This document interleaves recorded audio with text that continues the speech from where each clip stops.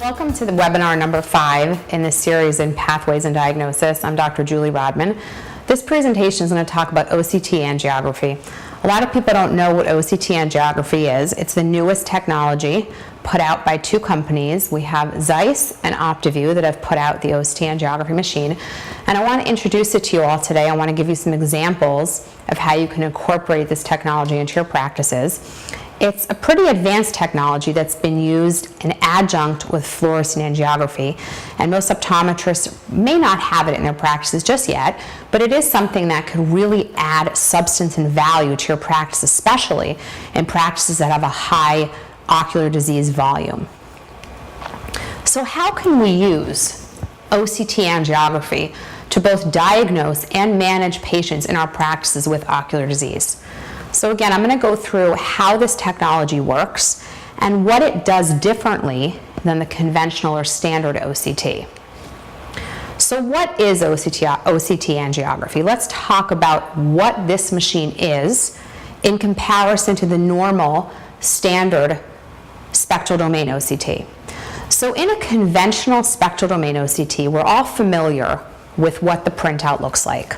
We sit the patient down at the machine, we take an image, and no matter how many times we take the image within, let's say, a 10-second period or even longer, as long as it's that same day, same little bit of time, the image is going to come out essentially the same. What that means is that regular spectral domain OCT is a time-independent image. It doesn't matter what happens between second 1 and second 5, because we're imaging stationary tissue, okay? We're taking a cross-sectional image that's not moving, right? It's just a picture. It's almost like I would take a picture of my husband now. In 5 seconds and in 10 seconds, he's gonna look the same each time unless he makes a silly face, okay? What does OCTA, I'm gonna call it, do differently than normal spectral domain OCT? OCTA images movements. Okay, it images moving red blood cells. So we call them time-dependent images, because what that means is if we image Mr. Jones right now and he has some type of, let's say, choroidal neovascular membrane or some type of ischemia, the blood cell flow to that area is going to differ from second to second. So it's a time-dependent image, because if you snap at second 1 and second 5, those images are going to change. So on the bottom here, you can see what the 2 different images are going to look like. The top image is your normal spectral domain OCT. It's that cross-sectional cut through the retinal layers. The image on the bottom shows you what an OCTA image would look like. What it highlights is blood vessel movement. So what you can see in that image is the white is the blood vessels. And why it's being highlighted is because blood vessels have red blood cells moving through them. There's movement within those blood vessels. So again, any red blood vessels flow, whether it's normal or abnormal, is going to be highlighted. The same token, any absence of blood flow is going to be illustrated. Okay, so that's what you can look at side by side. You can look at the spectral domain OCT printout, and you can look at the angio printout. The spectral domain OCT printout is going to give you information about structure. The OCTA image gives you information about function. So you can simultaneously view the same area structurally and functionally using this new technology. So what do you get with the OCTA? You're going to get a 3D angiogram of the retinal and choroidal vasculature. That's the key word. Okay, because a regular OCT gives you structural and functional, well, it actually gives you structural information, but it does not give you information about vasculature. Only structural changes. There's a very quick acquisition time here, seconds. We don't need any injections, just like you would in a fluorescein.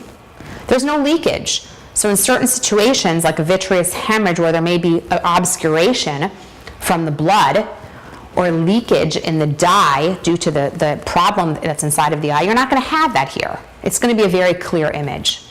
And it gives you a nice segmentation map, which we're going to go into, of both the retinal and choroidal vasculature.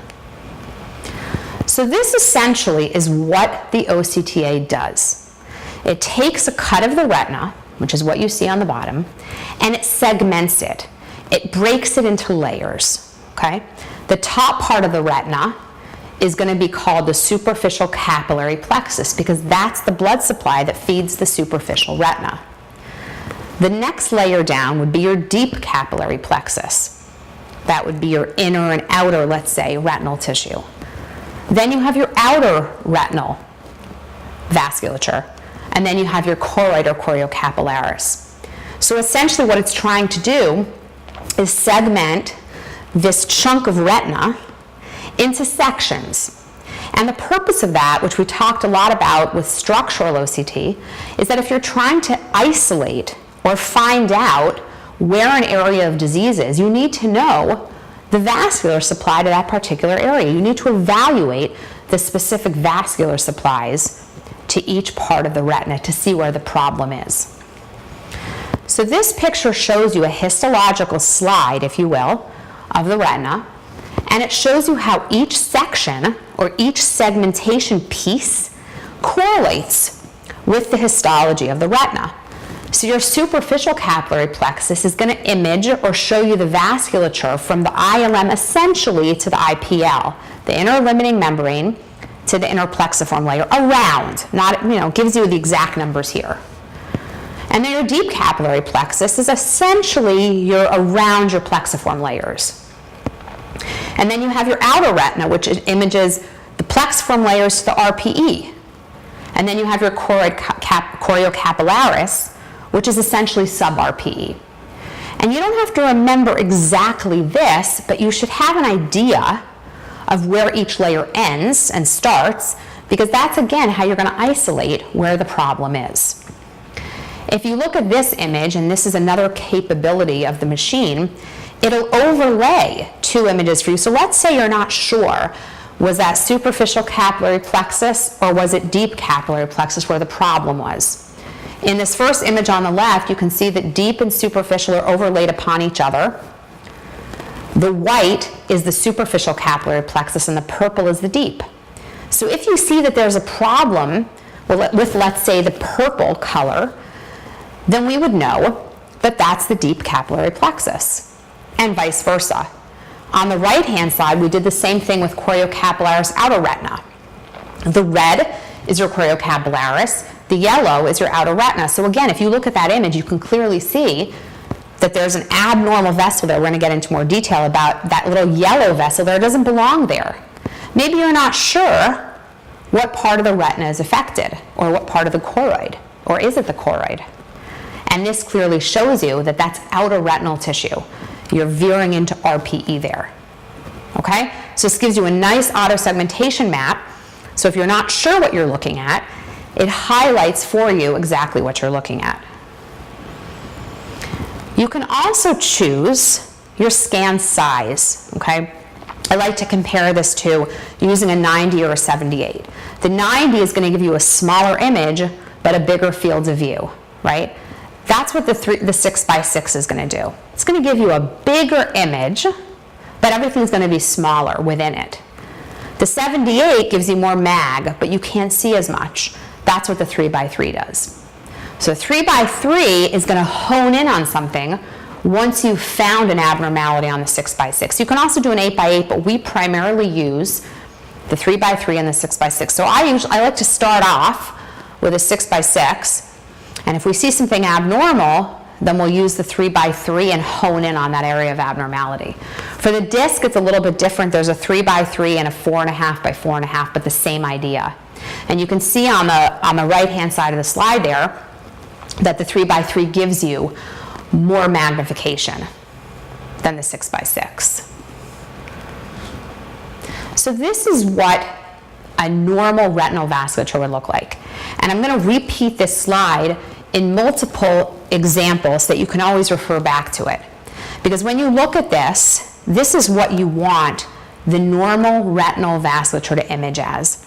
On the left, you can see the superficial capillary plexus, followed by the deep, followed by the outer retina, followed by the choriocapillaris. Again, segmenting each section of the retina's vasculature so you can see functionability of the vasculature in each of those sections. So just to emphasize this point, the regular OCT, the regular spectral domain OCT, gives us structural information. Things like drusen, things like fluid, things like elevations or depressions in the retina. The OCTA is going to give us functional information. What is the vascular supply to that area?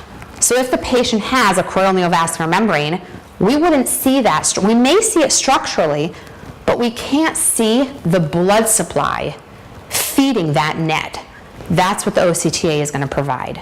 What about a patient that has ischemia? We can't see that on the standard OCT, but the OCTA is going to show it to us because we're going to see a lack of blood vessel supply there.